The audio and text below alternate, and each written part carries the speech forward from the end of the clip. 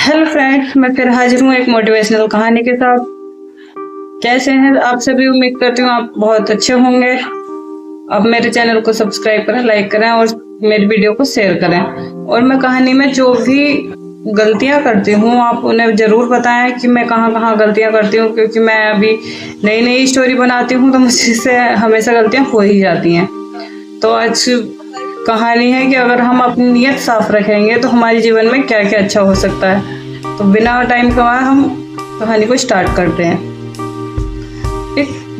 एक गांव से एक बुजुर्ग निकलकर जा रहे थे। उनके पास 3 पोटली थी। बुजुर्ग बहुत थक गए थे। वो एक जगह पर रुके और पानी पीने लगे कुएं के पास। वहाँ पे एक युवा आता है। वो उनसे पूछता है कि दादाजी आपको कहाँ जाना है? तो वो बताते हैं कि बच्चे मुझे पड़ोस के गांव में जाना है और मेरे पास ये 3 पोटली हैं, इन्हें ले जाने में मुझे दिक्कत हो रही है। अगर तुम मेरी मदद कर दो तो मुझे जाने में आसानी हो जाएगी।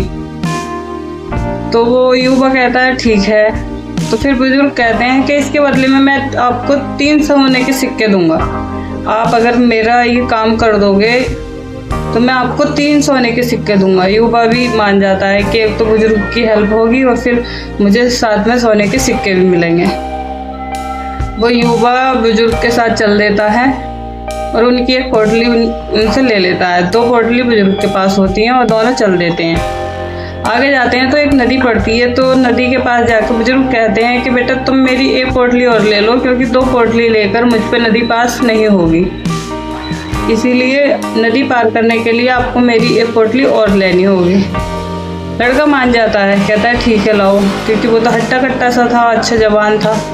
तो वो बुजुर्ग से दूसरी पोटली भी ले लेता है। नदी पार कर देते हैं, चलते जाते हैं। बुजुर्ग बार बार उस लड़के को शक की नज़र से देखते हैं। वो देखते हैं, कई बार उन्हें ऐसे लगता है कि ये कहीं मेरी पोटली लेकर नहीं भाग जाए, जंगल है, मैं इसका क्या कर लूँगा। ये बात जब लड़का देखता है तो लड़का उनसे कहता है कि दादाजी आप मुझे गलत समझ रहे हो। मैं चोर नहीं हूँ, भरोसा रखो, मैं कुछ नहीं करूँगा। मैं आपको आपकी मंजिल तक पहुँचा कर ही रखूँगा।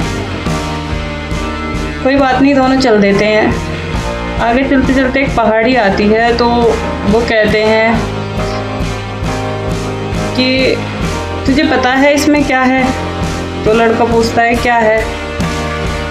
कि इसमें जो तेरे पास है उसमें एक में कांसी के सिक्के हैं और एक में चांदी के, और जो ये तीसरी पोटली है वो मेरे पास जो है उसमें सोने के सिक्के हैं। लड़का कहता है अच्छा। बोले हाँ, और ये पहाड़ी जो है इसके उस पार मेरा गांव है, मैं उस गांव में ही जा रहा हूँ। लड़का कहता है अच्छा। दोनों पहाड़ी चढ़ने लगते हैं। तो बुजुर्ग कहते हैं कि ले ये पोटली भी तू ले ले, मुझे चढ़ने में परेशानी हो रही है। लड़का वो पोटली भी ले लेता है। 3 पोटली अब लड़के के पास आ जाती हैं। अब बुजुर्ग कहते हैं कि बेटा तू अपनी स्पीड से चढ़ जा, मैं आ जाऊंगा। मुझ पे धीरे धीरे चढ़ा जा रहा है, तो पहाड़ी के उस पार मेरा इंतजार करना, मैं आ जाऊंगा, तू चल।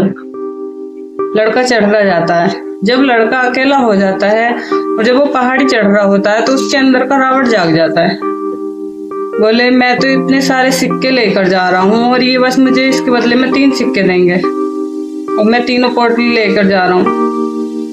लड़का देखता है कि बुजुर्ग दूर दूर तक नहीं थे, पीछे बुजुर्ग काफी पीछे रह गए थे। लड़का उन्हें 3 पोटलियों को लेकर अपने घर चला जाता है। घर जाकर जब वो पोटली खोलता है तो उसमें एक चिट्ठी मिलती है। और पोटली में होते हैं पत्थर, छोटे छोटे पत्थर होते हैं उसमें।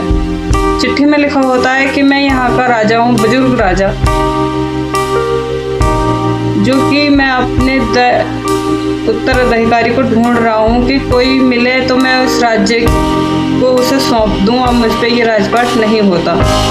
काश तुमने ईमानदारी दिखाई होती तो तुम्हें आज इस राज्य का राजा घोषित करने वाला था मैं, और तुमने क्या करा?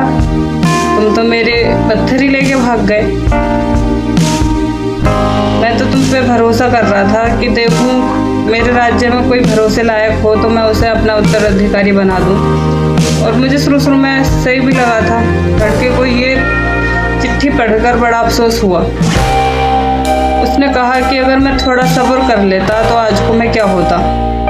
तो ईमानदारी ही जीने का सही मायने है। ईमानदारी में जियोगे तो बहुत कुछ मिल सकता है। बेईमानी से कभी किसी का पेट नहीं भरता और ईमानदारी से हमेशा राजा बन जाते हैं। मेरी इस कहानी से ज़रूर कुछ ना कुछ सीखोगे और मेरे कहानी को सपोर्ट भी करना। धन्यवाद।